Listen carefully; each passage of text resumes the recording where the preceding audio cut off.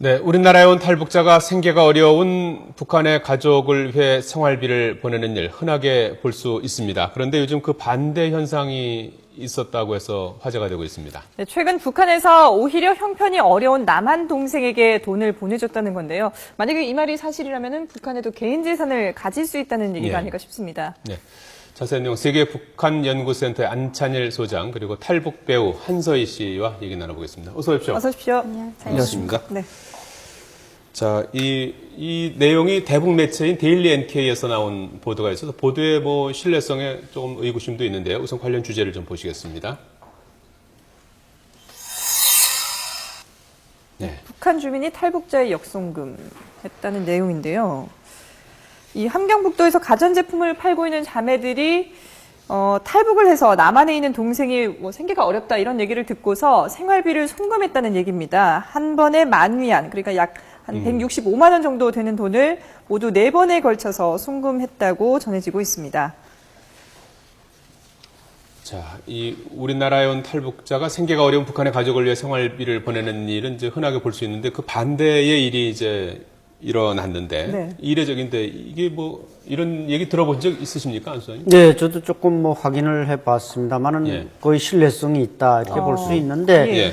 문제는 이제 이 여성의 이제 언니들이 청진에 있는 시장에서 장사를 하고 있습니다. 장마당이라고. 네, 장마당에서 장사를 하고 네. 또 본래 출신은 북송 교포 출신입니다. 일본에서 건너간. 네. 그러니까 원래부터 시드머니, 종잣돈이 좀 있는 사람들이고 또 장사를 하다 보니까 돈을 많이 벌었고 이 동생이 또 애초에 중국으로 건너와서 이제 마약도 조금 하면서 돈을 벌어서 또 자기 언니들 장사하는데 좀 보태준 적도 있습니다. 그러다 보니까 아마 여기 와서 이제 한국에 오면은 이게 41세 난 여성인데 사실 요 나이가 공부하기도 그렇고 하기도 그렇고 오중간한 나이입니다. 그러다 보니까 이제 종착이 잘 안 돼서 언니들한테 이제 콜을 했더니 거기서 이렇게 돈을 보내줬다. 그래서 상당히 이례적인 일이고 거의 탈북자 지금 27,000명 중에 예. 최초이고 유일한 일이 아닐까 저는 그렇게 봅니다. 사실 이게 165만 원씩 4차례면은 660만 원 아니겠습니까? 700만 원에 가까운 돈이면 사실 우리나라에서도 좀 크지만 북한에서는 오히려 더 크지 않을까 싶은데. 북한에서는 엄청난 돈이죠. 근데 이게 장마당이라는 그 시장에서 일을 하면서 이렇게 큰 목돈을 충분히 벌 수 있는 그런 상황이 되는 건가요? 네, 북한에도 이제 신흥부자들이 그 고난행군 뒤에 90년대 말부터 좀 많이 등장했는데 네. 실제로 중국에서 들어오는 식량이나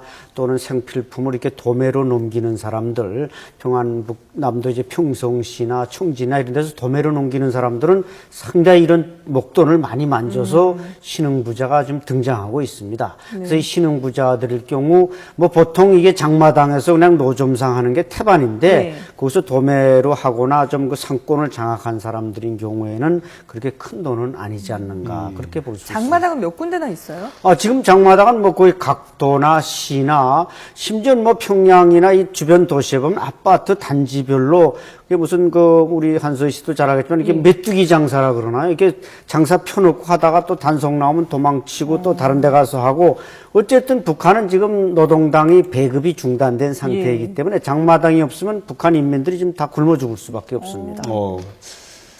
한서희 씨도 장마당 많이 보셨습니까? 네, 그렇죠. 매 구역마다, 그러니까 시면 시, 구면구, 매 구역마다 장마당이 다 존재하고 있습니다. 그래서 심지어 평양시에 있는 장마당 같은 경우에는 장마당 하면 원래 예전에 북한에서 11일장에서 농산물만 팔게 돼 있는 장마당이었는데 이제는 중국 제품, 일본 제품, 남한 제품 없는 게 없이 다 나와 있는데 특히 수입 제품 같은 경우는 달러로 많이 팔고 있기도 합니다. 근데 그게 공식적으로 허용이 된 건가요? 아니면은 불법으로 그냥? 불법이 많죠.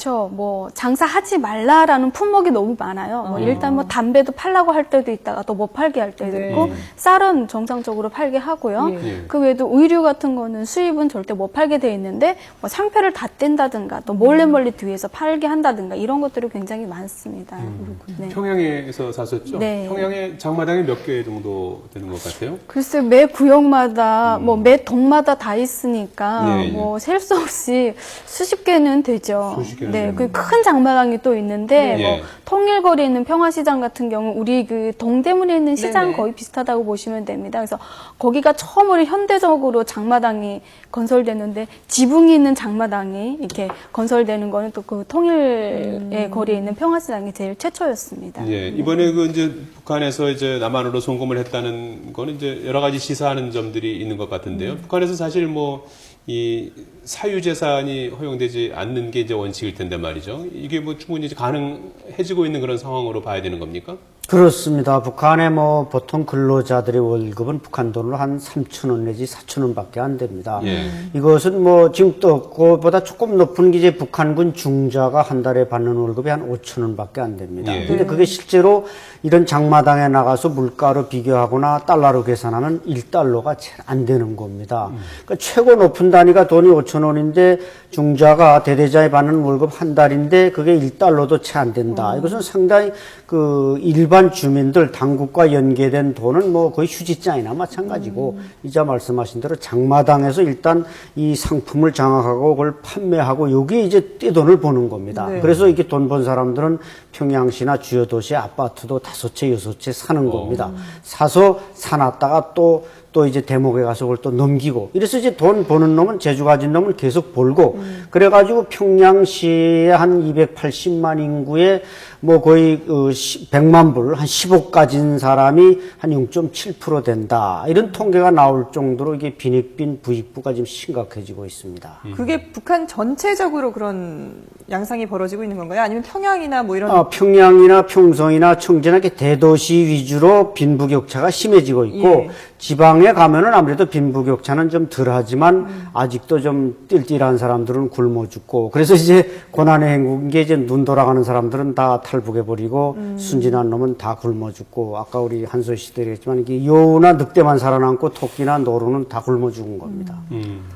실제 저 한서희 씨도 경험해 보셨겠지만은 뭐 네. 이렇게 빈부의 차이가 많이 나는 것 같습니까? 요즘 들어서?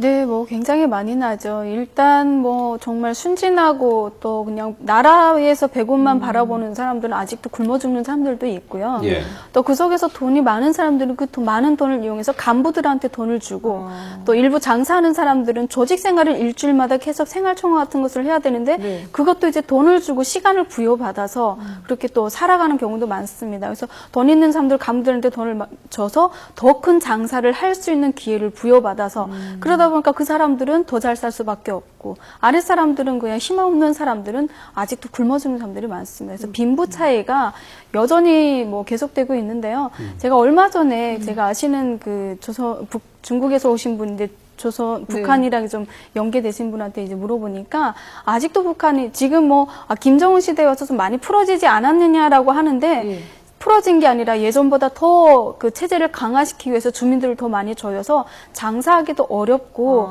정말 힘든 사람들이 여전히 굶어 죽고 있다고 하더라고요. 네. 근데 그렇게 돈을 벌어서 뭐 이제 중국이나 뭐 남한에 있는 가족들에게 돈을 보낸다면은 네. 이게 바로 보낼 수 있는 게 아니잖아요. 송금을 그렇죠. 하려면은 네. 중국을 거쳐야 되고 네. 또 이렇게 뭐 여러 단계를 네, 거치다 네. 보면은 수수료도 많이 붙을 것 네, 같아요. 한 30% 정도 나간다고 보시면 돼요. 30%가. 뭐 남한에서 북한에 100만 원을 보내면 북한에는 70만 원도 못 미치게 들어가는데 그것도 이게 70만 원이 안 되는 이유가 예. 환율에 따라서 우리가 남한 돈으로 중국에 보내는 것이 아니라 달러로 환산해서 보내다 보니까 예. 그 달러에서 또 환율에서 또 떼어먹고 중국 사람이 그 중에서 이제 국경 경비대라든가 뭐 브로커한테 이렇게 떼이다 보면 30% 넘게 떼이고 이제 들어가는 경우가 있죠. 네.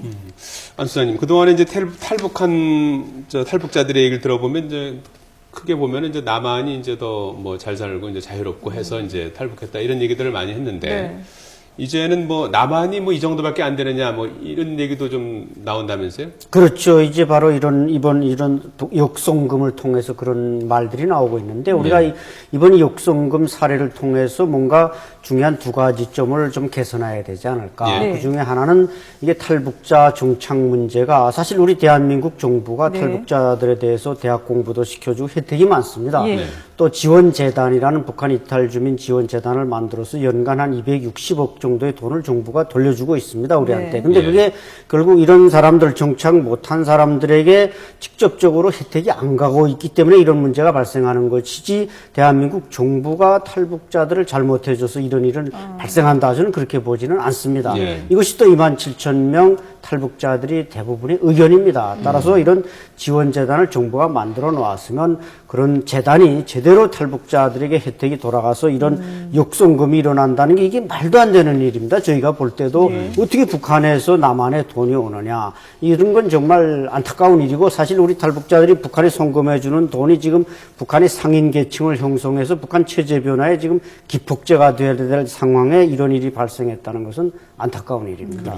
얘기가 나온 김에 북한 주민들이 남한을 어떻게 생각하는지 좀 더 자세한 얘기를 나눠보도록 하겠습니다. 네, 북한 주민들이 이 남쪽에 대한 적대감이 강해졌다는 건데요. 남한 사회에 대한 인식이 협력 대상으로 생각한다라는 이 퍼센트가 2013년에는 63.9%로 상당히 높았는데 2014년에는 55.7%로 8.2%포인트가 떨어졌습니다. 그리고 적대적인 대상으로 본다는 시각이 2013년에 12.8%에서 올해는 20.1%로 8.7%포인트가 높아졌습니다.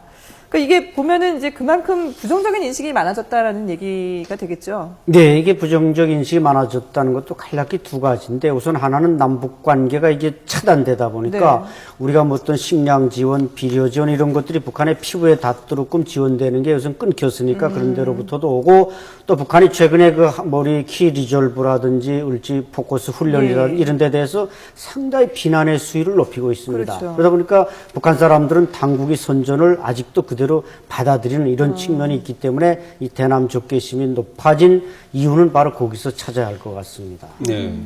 남한에 대한 적대적 인식이 좀 팽배질수록 김정은 정권에 어떤 영향을 줄 것 같습니까?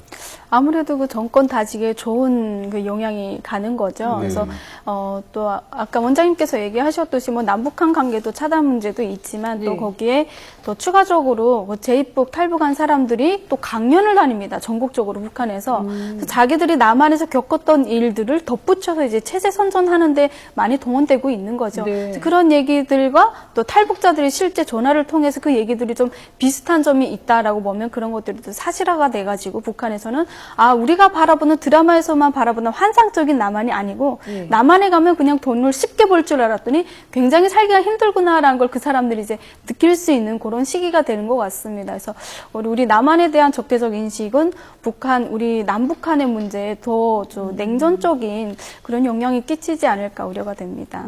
앞서 그 북한에 얼마 전까지도 있었던 분하고 통화를 해보셨다고 네, 했는데 네. 그럼 북한 내부에서 이런 체제를 공고히 하는 그런 작업들이라든지 이런 거는 효과가 어느 정도 있다고 보시나요? 그러니까 효과가 뭐 사람들이 뭐 우리 체제를 지키기 위해서가 아니라 잘못되지 않기 위해서, 잡혀가지 않기 위해서 눈치를 보면서 어쩔 수 없이 따르는 거죠. 그래서 특히 이제 탈북자들을 막기 위해서 김정은 체제에 들어와서는 탈북자들 극복이 줄어들었거든요. 그래서 탈북자를 막기 위해서 국경 연선의 그 차단을 강화하고 뭐 퍼대를 설치한다는 굉장히 삼엄한 분위기를 만들어 놓고 있습니다. 네.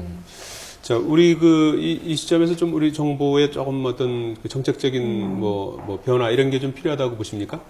탈북자 정책. 예. 예, 그래서 아까 말씀드린 대로 정부는 돈을 쓰는데 그것이 직접적으로 탈북자들에게 배분이 안 된다. 예를 들어 뭐 우리가 참 너무 거창한 얘기인지 모르겠지만 국가 개조한다면서 뭐 공기업에 무슨 관피아, 정피아 줄이자고 하지만 실제로 탈북자 지원 재단에도 제가 볼 때는 관피아, 정피아가 아직 거의 개조가 안 되고 있습니다. 이런 건 정부가 개조를 해서 모든 정부의 혜택이 27,000명의 탈북자들에게 돌아가서 이렇게 북한에서 돈이 와서 송금이 이루어진다. 이런 비극은 발생하지 않았으면 좋겠습니다. 재단에서 이 재원을 좀 더 투명하게 배분하고 거기에 보면은 비만한 어떤 인력 유지라든지 어떤 그런 면에서 상당히 탈북자들이 지금 불만이 높아지고 있는데 이것이 자칫 정부에 대한 불만으로 비화되지 않도록끔 조정하는 게 필요하다는 것이죠. 한선 씨는 몇 년도에 탈북하셨습니까? 저는 2007년도에 대한민국에 왔습니다. 그러면 뭐 한 7년 네. 정도 완전히 정착 하신 겁니까?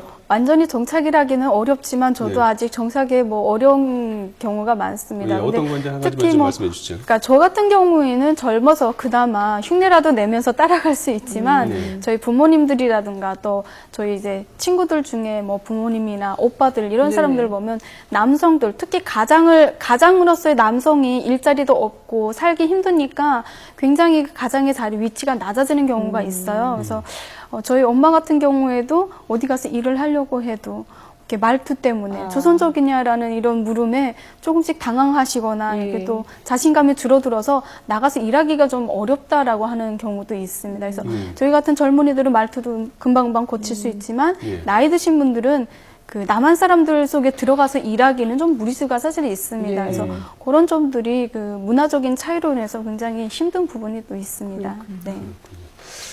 알겠습니다. 세계 북한연구센터의 안찬일 소장 그리고 탈북 배우 한서희 씨였습니다. 두 분 말씀 고맙습니다. 고맙습니다. 감사합니다. 감사합니다.